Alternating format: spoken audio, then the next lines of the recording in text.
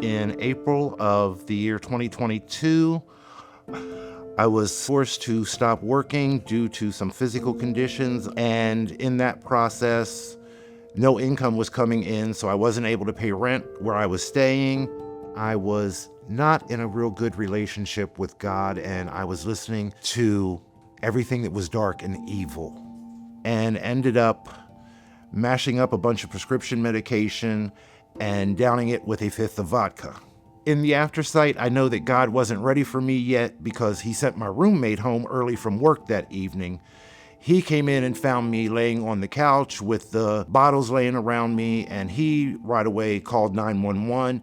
I ended up going up to the Pennsylvania Psychiatric Institute as an inpatient at PPI for 2 to 3 weeks, working through their programs. That's when I first started to feel like there was a light at the end of the tunnel. I got the eviction notice while I was in PPI, so it was there in the mail when I came home. Got admitted to Bethesda. I was there for about 2 years. I was reading my Bible, getting that relationship back with God. But I suffer not only from the depression, but from anxiety. My anxiety was actually starting to go through the roof to where medication was not even controlling the anxiety anymore, and it was becoming an issue. So I talked to my life coach about the situation, and he suggested trying to get into Safe Haven.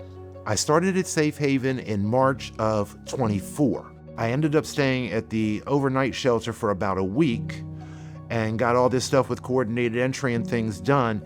They ended up sending a referral over to Miss Denise and said, "I'd like to do an interview with you tomorrow."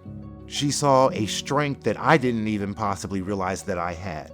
As things progressed and we started deciding to do some other programs, we decided we were going to start a men's fellowship on Tuesday evenings. Miss Denise came to myself and another resident, Mr. Alex, and asked us if we would be interested in co-facilitating men's fellowship. The first fellowship was based on baggage that we carry. And what I did that whole day was I took this suitcase with me everywhere I went. And I had other residents asking me, "Hey, Elle, what's up with the suitcase?" And my answer to everybody was, "You need to come to group tonight to find out." So when we came into group that evening, I started to discuss, guys, we all carry baggage. What we're gonna do over the next couple weeks is we're gonna discuss baggage. How can we get rid of our baggage? How does our baggage affect us every day? That winter, 2024-2025, we were getting ready to open the winter shelter up again for the overnights. And Miss Denise needed some staff. She approached me about the possibility of becoming an intake person on the overnight shelter. Through that process, she got to see the strengths that I had as an administrative person. Towards the end of March, Miss Denise made a statement to me, and I love her because I know she meant it from the heart. She was like, "I need you to do me a big favor. I need you to get out." What it was that she wanted to do was to hire me on the resident side as a support services assistant, which was something we absolutely could not do as long as I was still in residence. March 31st, I went over to do a morning devotion at Bethesda with Mr. Art. And I made a statement to the guys during devotion that Mr. Art referred to me at the beginning of this as a success story because I've moved on from Bethesda. However, I consider myself to be half a success story right now. I'll be a full success story when I can jingle some keys to my own apartment. Was back at Safe Haven for, I don't know, maybe an hour, hour and a half. Our case manager, Miss Nicole, asked me to come down to her office. She was like, "I just got off the phone with coordinated entry.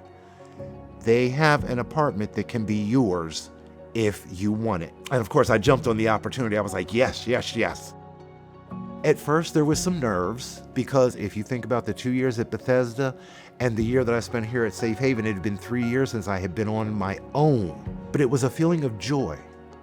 There was a feeling of accomplishment. And I believe it was April 7th, that Monday, I actually started as a support service assistant here. A support service assistant's job is to be here for the residents of Safe Haven, to monitor behavior. You're here for the gentlemen. If they need to talk, You bring them in the office, close the doors, and have a one-on-one and just ask, hey, what's going on with you lately? You're not yourself. I look forward to coming to work. I really do. I look forward to working with my residents. I look forward to that interaction with them. I look forward to interacting with Miss Denise, Miss Nicole, helping these guys reach those goals. God ain't done with me yet. He's going to be the one to show me which one of these gentlemen I need to help reach that success journey. He's going to let me know who, and I know Miss Denise likes to say this, who's going to be the next me? Who's going to be that next success story? Who's going to be the next to move on? Who's going to be our next person up on the wall?